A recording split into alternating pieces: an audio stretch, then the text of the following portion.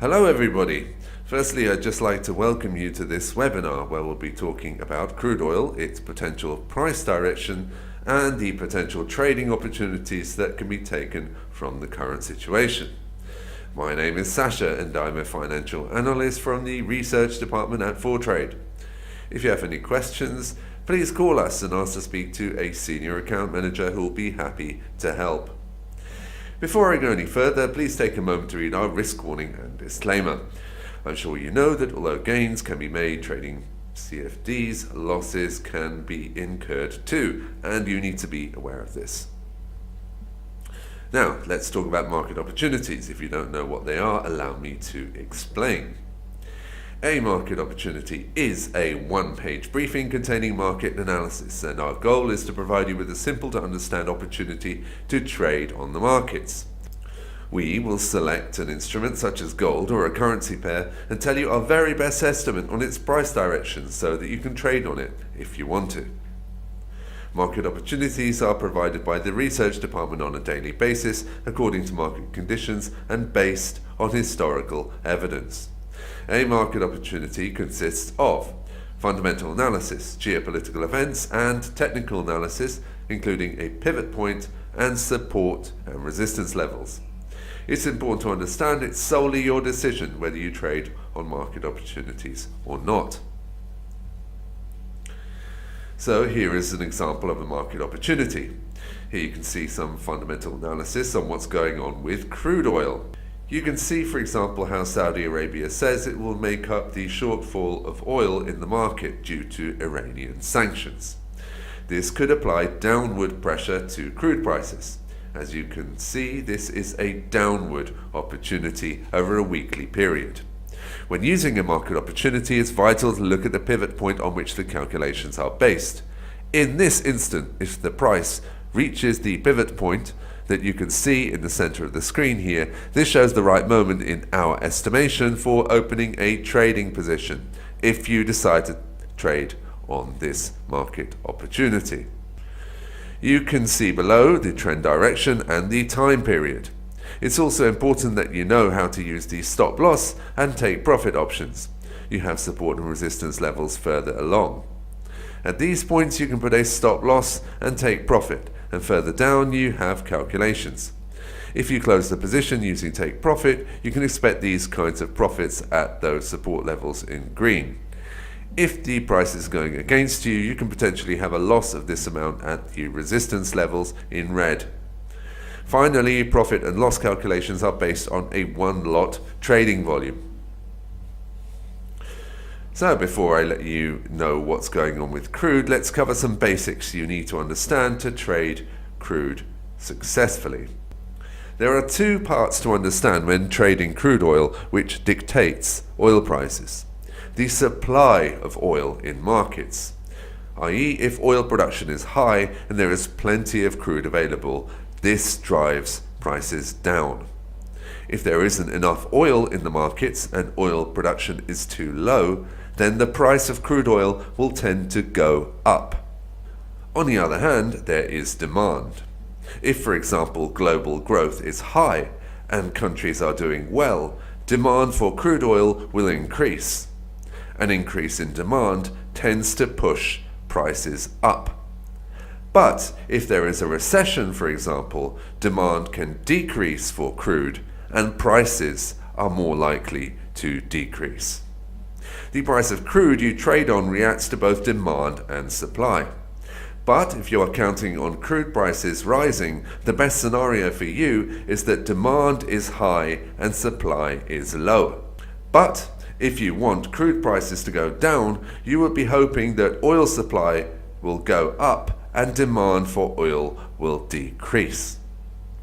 The most important indicators of demand and supply are the weekly figures released by the American Petroleum Institute, the Energy Information Administration, and the Baker Hughes oil rig count, released on Tuesday, Wednesday, and Friday, respectively. Geopolitical factors are other huge price drivers for crude oil. These sanctions imposed on Iran last year were a great example. When an oil-producing country like Iran has sanctions placed on it, crude prices will tend to increase, since the supply of oil in the markets will be reduced. Wars in oil-producing countries can also drive crude oil prices up, since any potential disruption to oil supplies affects the markets. Even statements from senior officials from oil-producing countries impact prices. One major current example of geopolitics that affects crude directly are negotiations between the US and China, or the trade war. Any deal will support crude, while a full-blown trade war will put crude under pressure. A trade war will increase the chances of a slowdown or a recession, and alongside it there will be a decrease in oil demand, and any decrease in demand will bring crude prices down.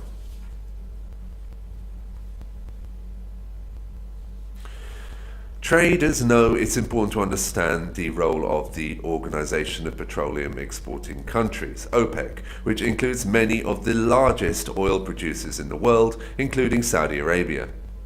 The organization generates some 44% of all world oil production. It agrees jointly whether to increase the production of oil, which should influence prices down, or to restrict oil production, which should help push prices up. Since 2016, the organization has successfully invited Russia, the second highest producer of crude, to join these agreements, even if Russia isn't formally part of OPEC. OPEC and Russia previously had an agreement to restrict the supply of crude oil until December 2018. At the last meeting of OPEC in December, in the face of declining oil prices, OPEC decided it would further cut production by 1.2 million barrels, which eventually caused a stabilization and a slight bounce back in crude oil prices. So, Russia, the world's number 2 producer, and OPEC have considerable power to influence crude prices.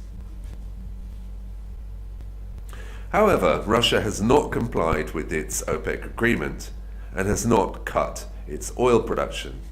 With soaring US production and high Russian production, oil prices have again been under pressure. Saudi Arabia has been trying to work behind the scenes with other OPEC members to get Russia to agree to honor production cuts, and have gone public with the proposal that a more formal, more binding deal be signed between Russia and OPEC in order to more effectively control production. But Russian Oil Minister Alexander Novak has rejected such a move. This is a bad sign for OPEC, but it's a good sign for President Trump, who has condemned OPEC numerous times for its control of oil prices.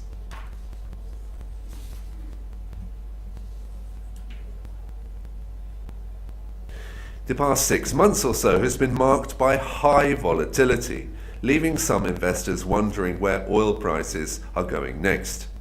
We can see on this chart how crude hit a 3-year high in October 2018 of $75.84, before crashing to its lowest level of $42.71 since 2017 on December the 24th.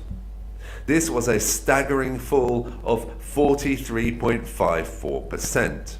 The line in red, by the way, is the date of the OPEC meeting, December the 7th, when the organization agreed to cut production by 1.2 million barrels per day once the existing deal ended at the end of that year.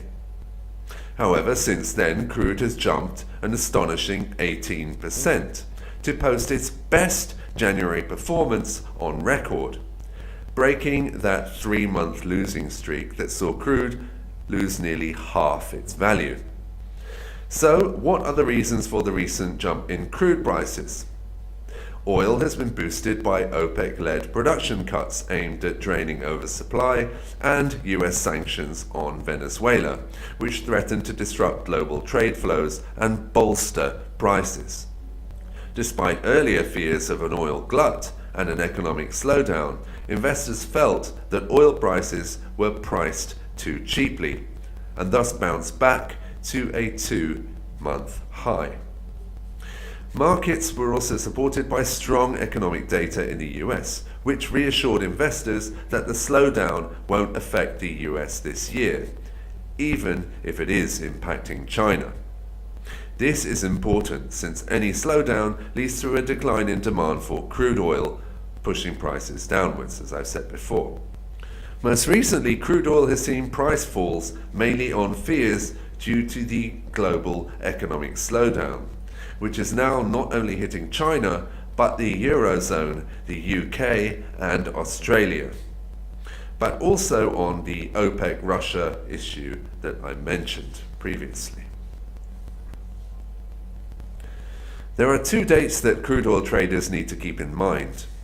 The Joint Ministerial Monitoring Committee, the body that reviews the implementation of OPEC's supply cuts, will convene in the Azeri capital of Baku on March the 17th to March the 18th. The JMMC will monitor current oil prices and production and decide whether to recommend a change in policy. But the full OPEC meeting will be held in Vienna on April the 17th to April the 18th to decide whether crude production cuts should be increased, decreased, or extended further beyond their scheduled end date in the summer. The organization will need to discuss next moves in production from July onwards. If Russia decides to abandon the current deal, which is due to expire on June the 30th, it will result in a steep oil price crash, or for Saudi Arabia to carry most of the burden of cutting output to continue propping up global crude prices. Riyadh has said it will not do this alone. But a price crash would also deal a severe blow to US oil firms as they operate fields where it is more expensive to extract oil, although lower crude prices, as President Trump knows, would benefit the broader US economy. It would appear that crude oil will remain volatile, with questions over both oil demand due to the global economic slowdown and trade war, and supply due to disagreements within OPEC, contributing to uncertainty. Of course, we at 4Trade will be following any developments that affect the markets very closely. So please do get in touch with the Senior Account Manager if you have any questions or want to take advantage of the trading opportunities that crude oil represents. Until next time, goodbye, and please join us again at 4Trade soon.